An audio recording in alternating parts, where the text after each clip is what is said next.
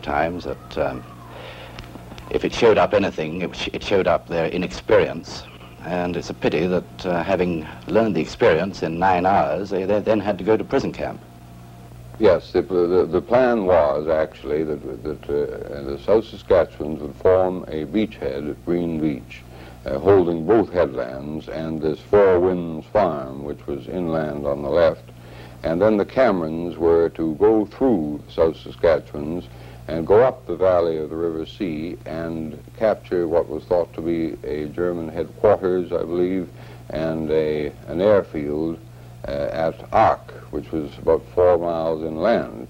Then after the Camerons had gone through us, we were supposed to withdraw from the west side of the river and hold the heights on the east side as part of a perimeter around the main town of Dieppe and ultimately withdraw through red and white beaches. As it turned out, of course, we didn't do that, and we tried to get out back through Green Beach. Cecil Merritt won the Victoria Cross that day at Pourville. Under heavy enemy fire, he led his men across a narrow bridge over the Sea River. Merritt's Bridge, as it was known, is gone. This new bridge is in its place. Was it very early, sir, that at Uxbridge you received messages that indicated all was not going according to plan? No, the first messages were really optimistic. And as the morning wore on, and I was sending them on to McNaughton, they got more and more depressing, put it that way. And you could see the thing was going to fail. A great many of them got back again. But off the main Dieppe beach, very few, and off the beach at Puy, practically none at all. Anyway, we had 800 buried there, which was quite a lot. I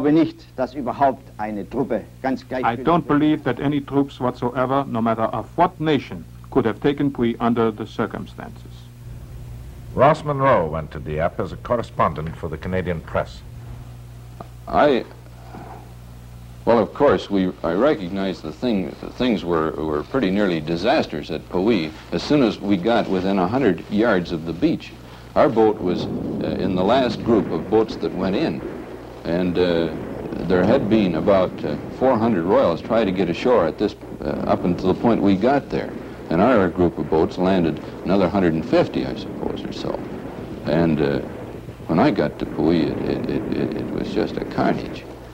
We came in light, which meant that not only were the Germans able to fire on their fixed lines, which are bad enough, but they were actually able to fire at targets and at very close range, so that an individual German soldier with a rifle could pick an individual target, as opposed to merely firing volleys in the dark and trusting mostly to the fixed lines of your automatic weapons to take care of the attackers. I was hit within 10 or 15 minutes of landing. Actually, before I had an opportunity to do much about my own job, we only had one signaller who was on the brigade net, and he was killed, I think, though I'm not sure, before we actually landed. And then the battalion set, which I would normally have kept in my hand, the man who carried the set, the man who operated the set, and the signal officer were killed within, before they even got across the beach. So that I was left without any means of communication with anybody, really. And the best that I could do was to sort of try and gather together some living souls and try and get them to hug the cliff and get up to the seawall. The CO and a small number of officers in other ranks actually penetrated the first line of defenses and did engage some Germans from behind the first line, but the amount of ammunition that they had was small, and when they really began to mix it up, they ran out of ammunition, and I think about 4 o'clock in the afternoon they were taken into the bag along with the rest of us. Normally, troops are given limited objectives which are within their power to. Well, I can't remember that. I mean, I haven't got my record, and I can't remember that. I should have said that the flank attacks were essential. If you were going to assault the thing frontally, you must defeat the flanking fire. I should have said so. I'd be interested to know when and where that was said. I can't remember it. He says I said it. Well, I should have.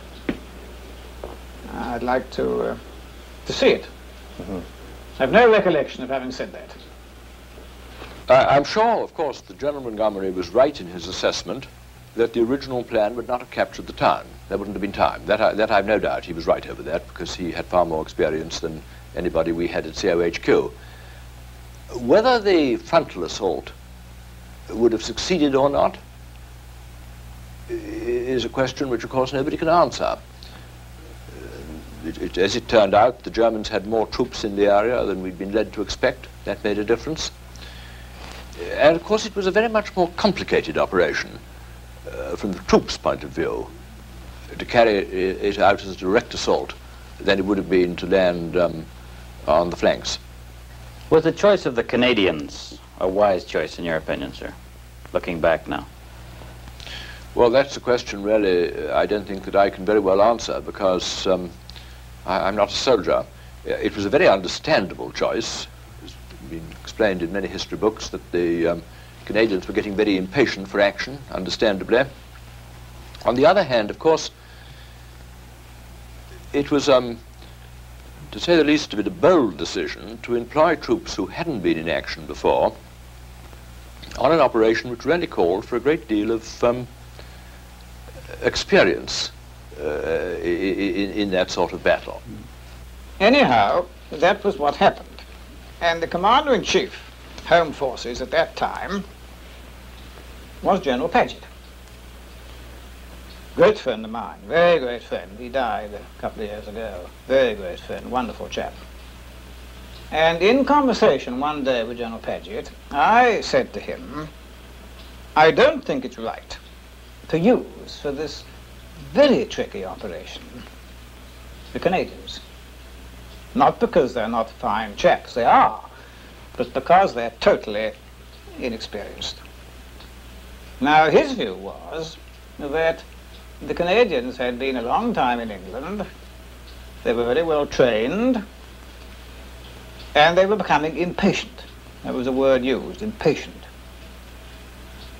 And they wanted to go fighting. And if they weren't allowed to go fighting, there would be trouble. Not only with the soldiers, but there would be trouble with the Canadian headquarters in England under General Andy McNaughton. Well, that was my answer. And so having expressed my fears and done what I could, I said no more. And so it was decided to launch against the defended port in the Atlantic Wall a Canadian division which had done no fighting and which was commanded by a major general who had never commanded a division in battle and had never even commanded a battalion in battle. Now, General Roberts was a very nice person. I liked him awfully, extremely pleasant person. But he was totally inexperienced. The Canadians had been trained to the limit, and their tails were very high. They were the best trained troops in Britain, but they'd not seen action. Then, suddenly, from their camps in Sussex, most of the men of the 2nd Div disappeared. They didn't know it yet, but they were going to Dieppe and into Canadian history. What was planned for these men, and what these men did on the beaches of Dieppe, is told in a controversial new book, The Shame and the Glory, by Terence Robertson. I think the biggest shame of all is that Canadian troops were ever employed in this raid. Because they weren't blooded, is that what you mean? That's right. It was just about the most difficult type of operation that one could conceive of in those days of 1942. And it called for experienced veteran troops, there's no doubt of that. People had shot over us and around us, but nobody had ever shot at us. And there's a big difference, a very big difference. Forbes West, now a militia brigadier, was battle adjutant of the Royal Regiment at Puy. Well, when I came ashore, I would say that as we came close enough to sea, and as I left the assault craft, I perhaps saw 100 dead men. Now, for a man that's never, or for a group of men that have never before seen people killed in action, this has a very, I don't know whether you would say stupefying, but it's certainly, it's very shocking, much more than the shock of being hit yourself. Well, blooded troops would always do better than raw troops. Colonel Bob Labatt of the Royal Hamilton Light Infantry. But experienced troops will always do better than troops who are in action for the first time, providing they can get to grips with the enemy. And it's a very moot question as to whether any troops, no matter how blooded they were, could have got to grips with the enemy on that occasion. The defenses of Dieppe town and harbour were impregnable, however well trained you were. That I'm sure of. Nobody could have taken Dieppe. Lord Lovett's judgment. Nobody could have done it. The Canadian career soldier they asked to do it, General Ham Roberts, lives in retirement now in the Channel Islands. George Ronald of Close-Up met him at his home in Jersey, not far from the French coast on which General Roberts' career was shattered that brutal, sunny day 20 years ago.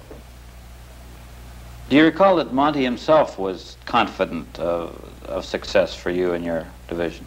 Well, he didn't give me the impression that he wasn't. Because I went to see him, he asked me to come and see him with my chief of staff, G1, Churchman, and discuss it, which we did. And he seemed satisfied with what we were proposing to do. Did he seem to know in detail just what the plan was? Well, it was to give him the detail. That you went, I see. Yes, I went to see him. And he, in effect, said, this plan suits me. Well, I don't exactly know what his words were, anything like that, but he didn't give me the impression that it should be changed. I've learned in war that never undermine the morale of the commander. He was to do this. And I regarded my function, my planning function, my being brought in on it, as being there to ensure that Roberts got what he wanted. And if I'd once suggested to Roberts that the thing was a bit funny, wouldn't have done. I was GSO 2 intelligence at General Montgomery's headquarters at Southeastern Command. Garonwy Rees, he kept Monty informed about the Canadians as they trained for Dieppe. Well, I think that General Montgomery was in a rather peculiar position in this, as far as the raid was concerned, because A, it was for objectives which I didn't think had been consulted about, certainly had made no decision about. It was taken at a higher level. Secondly, the planning was not carried out by him. No. I was simply there to represent him, to tell him what was going on. His responsibility, as I understood it, was confined actually to mounting the operation and to training the troops. He said in his memoirs that had he known the air bombardment was to be cancelled, he would never have pursued the operation at all. This is a very curious thing for him to say, because in fact he presided over the very combined ops conference that cut the air bombardment out. I wasn't responsible. You see, I had no responsibility, and if Roberts agreed not to do it, as far as I'm concerned, that was finished. That was finished. My point was to make certain that Roberts got whatever he wanted. Yeah.